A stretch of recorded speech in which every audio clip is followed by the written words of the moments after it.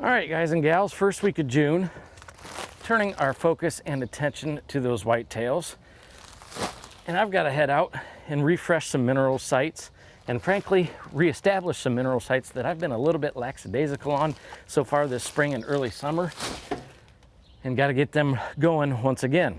That said, we thought it'd be a good time to share some tips and tricks that have worked for us in the past that we believe will help you establish and maintain an effective mineral site and keep those deer coming back time and time again.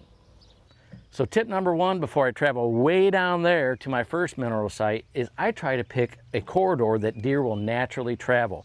Those summertime deer, especially the mature bucks, are lazy. Outside of surviving predators, they're thinking about three things: food, water, and sleeping. So I try to pick a spot that deer will naturally travel on their own and isn't several hundred yards out of their way to get to the mineral site. Tip number two is try to put your mineral sites no closer than 100 yards from a known bedding area, and try to put them in a spot where you can take advantage of the predominant summertime winds and slide in and out to pull SD cards and refresh the site without alerting deer to your presence.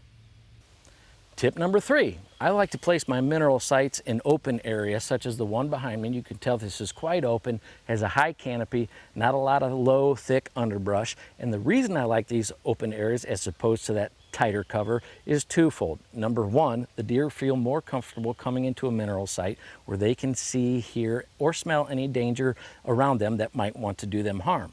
The second reason is that those bucks that are developing antlers, that velvet is extremely sensitive tissue, and they don't want to be rubbing it up against any brush or scraping it on something because A, it's going to hurt, B, they don't want to cause injury to that rack that they're going to need later down the road during the rut. Tip number four, whether you're using a block style mineral or a granular style of mineral, try to get it elevated off the ground just a few inches so it stays out of the rainwater. While rainwater dissolving your mineral will not necessarily hurt your site or be of a detriment to it, getting it off the ground will help it physically last a little bit longer, and the deer won't have to work quite as hard for it. The last site that we were at, where it's a perfect situation, have a rotting stump that the deer could go lick and actually have started to eat a little bit. Here I don't have that luxury, so I'm going to elevate my mineral just a little bit by placing some rotting logs. Again, it dissolving into the ground and into the soil will not hurt your mineral site, but it does tend to make it last a little bit longer, and if you're using a feed block of any sort, it'll help keep that feed block from molding. Checking out potential spots for a new tree stand and also a new trail camera. And tip number five is all about staying out of the woods as much as possible. I know it's an exciting time of the year. The bucks are putting on those inches, velvet's growing, and you want to know what's coming into your camera. It's fun to watch them grow, and it's fun to think about what you might have to chase that fall. However, the more time you can give them between camera checks, the better off you're going to be. Let the mineral do its work, let the cameras do their work. I like to give at least 2, if not 3 or 4 weeks between camera checks.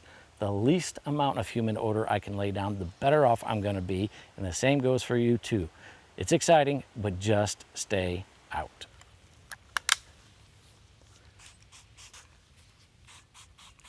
And our last tip is wear gloves and spray your cameras down before you leave the mineral site. Over the years, I've seen it work for me.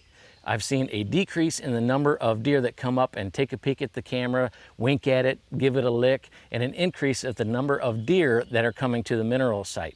We'd love to hear from you on this tip and all the other tips that we mentioned today, and let us know how they work for you in the comment section down below. Also, don't be afraid to hit that subscribe button, turn on the notifications, and like this video. We appreciate you all.